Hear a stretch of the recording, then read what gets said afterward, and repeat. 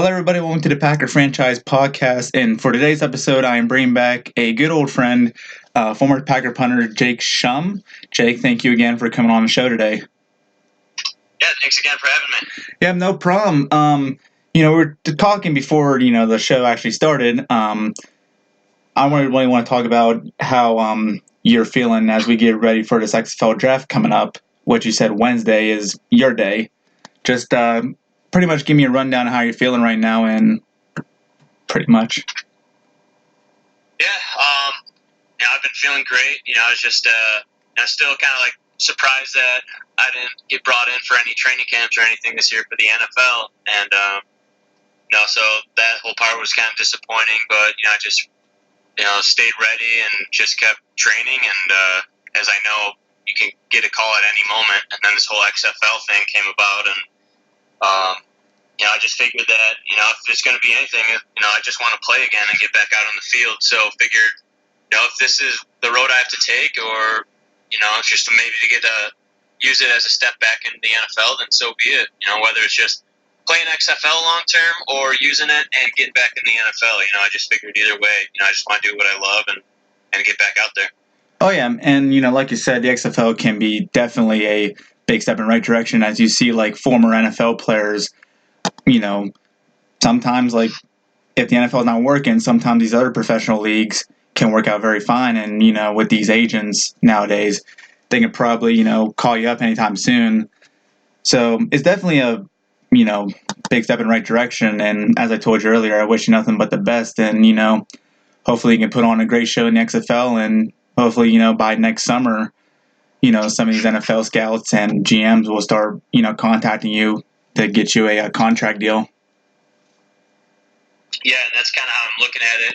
Just since it's a short season with the XFL that I know goes until about mid or late April, and which kind of gives you just in time for OTAs in May for the NFL. So that's why I'm kind of hoping that it's just be sign an NFL contract, whether it's during the XFL season or right after, where then I could just go right from there and jump right into an NFL team. So that'd be the ideal situation, or just somehow get a call today or tomorrow or something. But like I said, I've been staying ready and just doing everything I can for any opportunity that presents itself.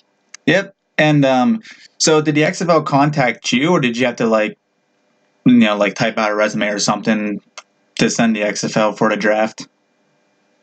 So there were multiple XFL showcases, and I think they were in the areas of where the teams are. So I went to the one, the New York showcase that was in New Jersey, and I think that was in late July or something like that, and did really well there, and didn't really hear much after that. But then I think it was about mid-August that I got the commissioner's invite for the draft pool, and so I decided to kind of wait until the end of August and filled out all the information, did the background check, and then became official that as part of the draft pool. So I was like, all right, well, at least something is going to come from this, and been contacted by a few teams, and we'll. So it's nice to kind of hear something, just to kind of know that things are going to be moving forward here, and that's all I really want, just to get back out there again. Mm-hmm. So.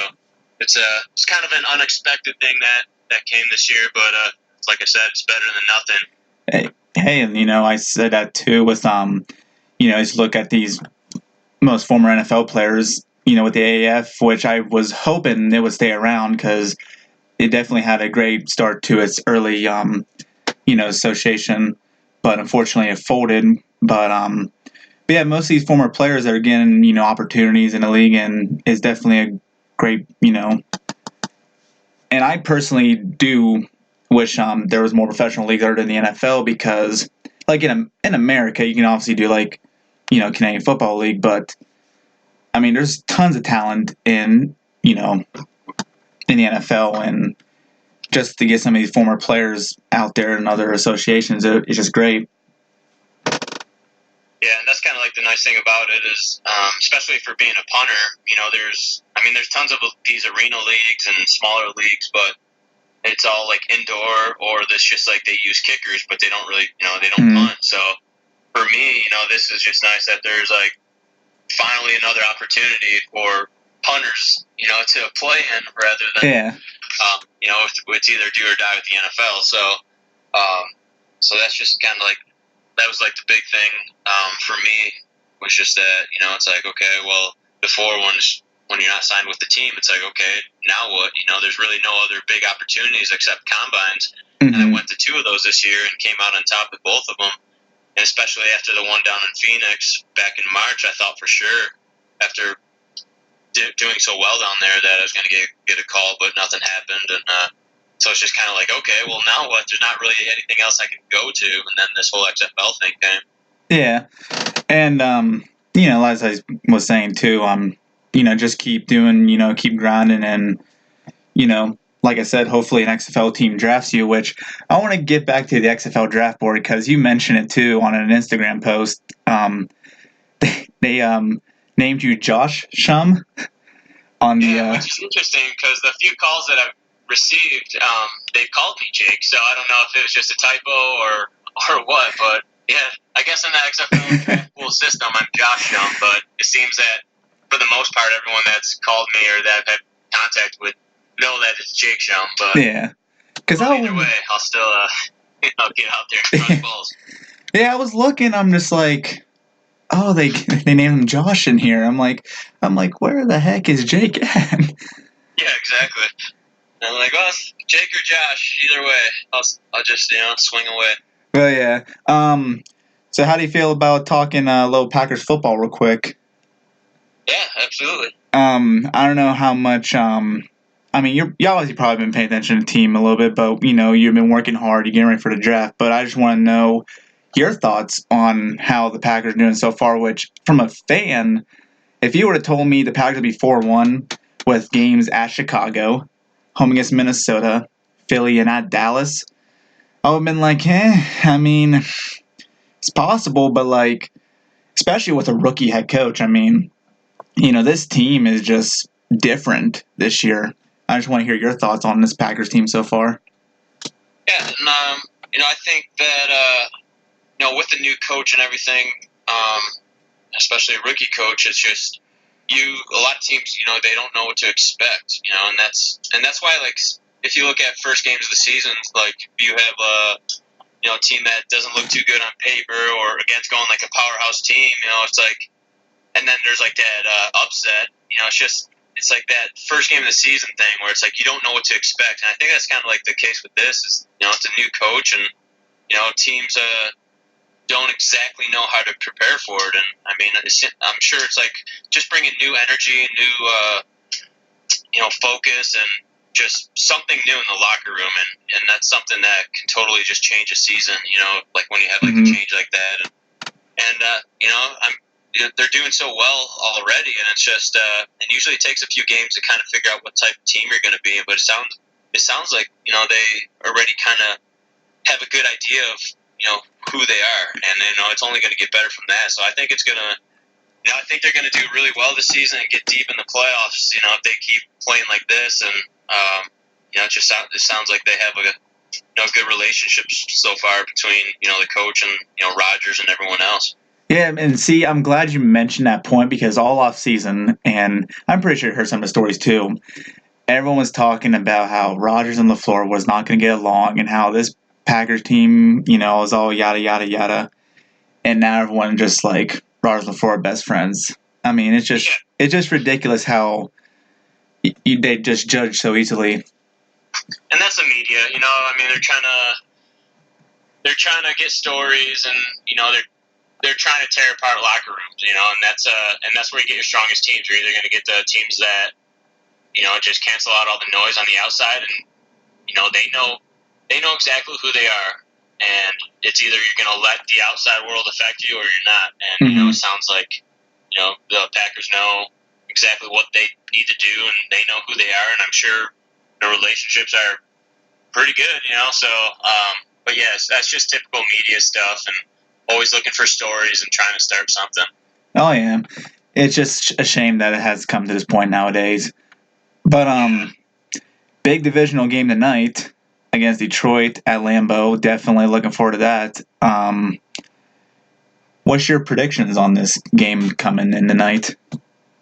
I think with the energy of being at Lambeau, in the night game, it's I definitely given the Packers the victory for tonight. Score wise, I think it could be you want to say a defensive battle, but at the same time, I think the offenses both can put up some numbers, but I think probably be in the 20s for both teams, and I think the Packers will come out on top. But I think just the home field advantage, and I think the Packers finding their groove, and I think they'll definitely come out with the victory tonight. But I think it'll be a pretty good game of back and forth.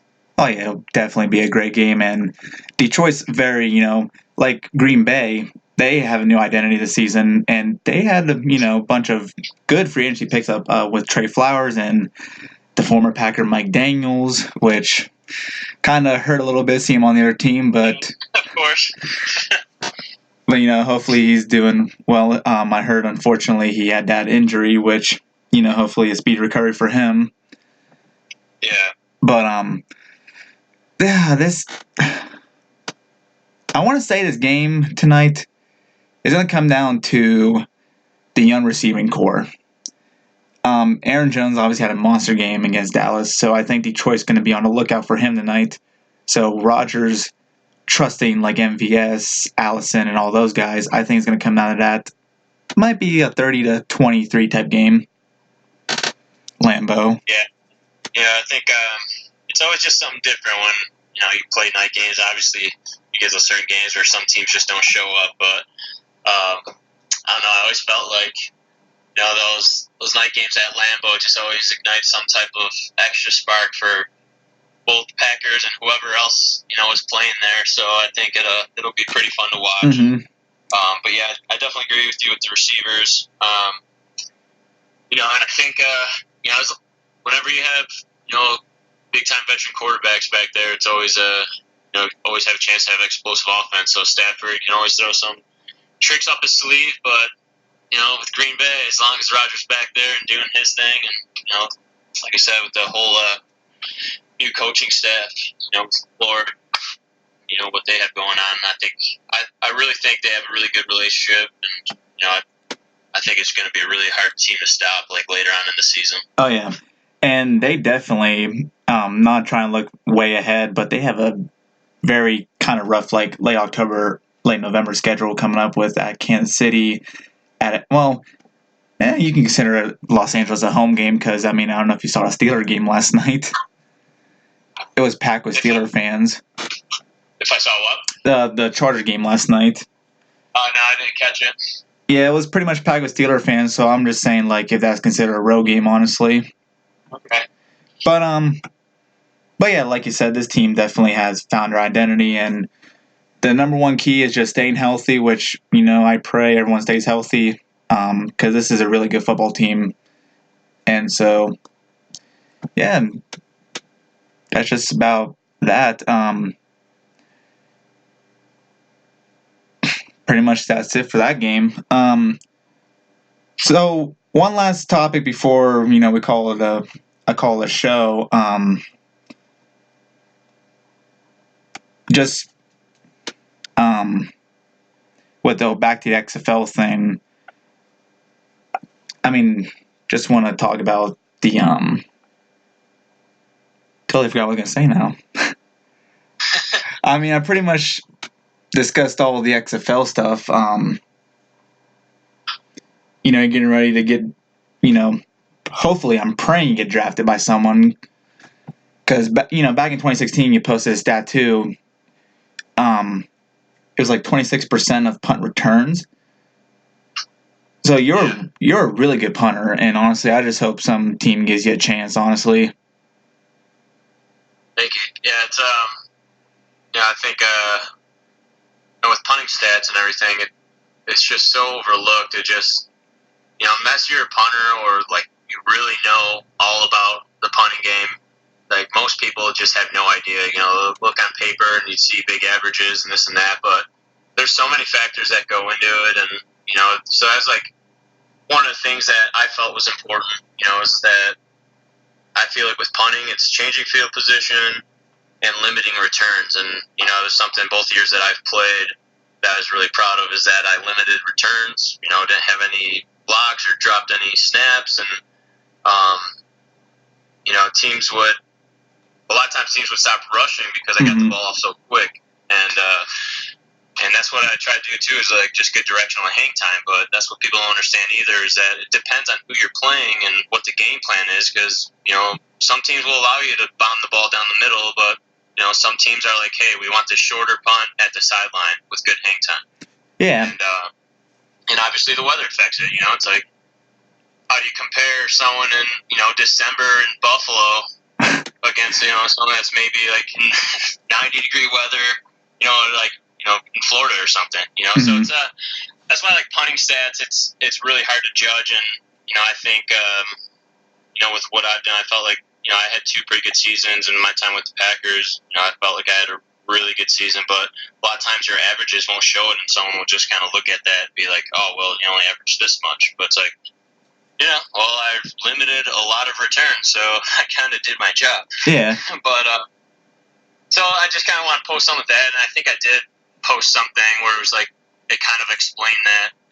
And I mean, I did like a real long thing explaining, like the punting situation, and some people are gonna see it, some aren't. But I think I just, since my injury, I've done a lot of things differently and really primed up, and I thought this year was the year for sure for coming back, and I just didn't expect it to be XFL, but I'm excited about it. It's just I'm really hoping that it will be the step to get back in the NFL. But I feel I'm kicking the ball better than ever, and I feel awesome. So it's just I'm ready and very anxious to finally start playing again, because it's been way too long. Yes, and like myself, and I'm pretty sure many other, not just Packers fans, but like fans of teams that you were on, they are wishing you the best of luck. And the weather, you brought up the weather too, because you said about the XFL schedule, that it started like late, February, I think, after Super Bowl 54. You're not going to get mostly of like that cold temperature, maybe like early March, but like it's mostly going to be hopefully nice weather for you to punt. Yeah, and that's, again, it depends. It's I think the first game or the season officially starts is like February 8th, so it's literally right after the Super Bowl.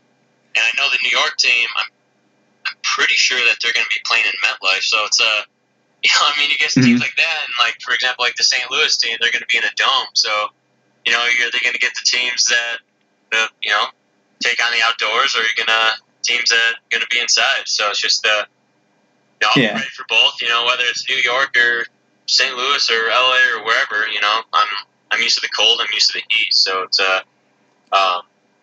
big advantage. That's another thing, even with like NFL, I think a lot of these cold weather punters and kickers are so underrated, and obviously, with Mason, he's done so well for so long that it's, if anyone doesn't have him in like a top list for one of the best kickers in the league, then they're just crazy, because for him to be there for that long and be successful, I'd like to see, some of these other people do it that's maybe kicked indoors for like their whole seasons or careers. Yeah, and definitely that one kick in the Dallas game will definitely be a big, memory for Packer fans, and yourself too, because you actually was the holder for that game for Mason. Yeah, that was certainly probably the best memory as a Packer. That or my first wasn't a regular season game, but my first preseason game, and it was against the Chiefs, and that was like what secured my spot. Those are probably my 2 biggest memories being a Packer. Yep. And all right, I think that's going to be everything. We're approaching the 20-minute mark. Jake, thanks again so much for coming on the show, especially with a busy week you're having. Happy to do it. Appreciate you having me, and it's always just trying to get what the heck's going on with my story, and out there. So it's always fun to talk football, and kind of give people updates of what the heck's going on, and I'm excited. So hopefully I'll get that call Wednesday and get drafted by someone and finally get things to finally move forward here. Yes, man. Hey, big big day for you, man. Hopefully, an XFL team gets you and you're ready to work starting after Super Bowl. Absolutely. Alrighty, Jake. If you don't mind, too, after the show ends, I want to talk to you for just one more minute. But yeah, that's about everything with the show. Thanks again. Yeah, sounds good. Thank you. And till next time. Yep, go Pack, go. That's right. All right, take care, everybody.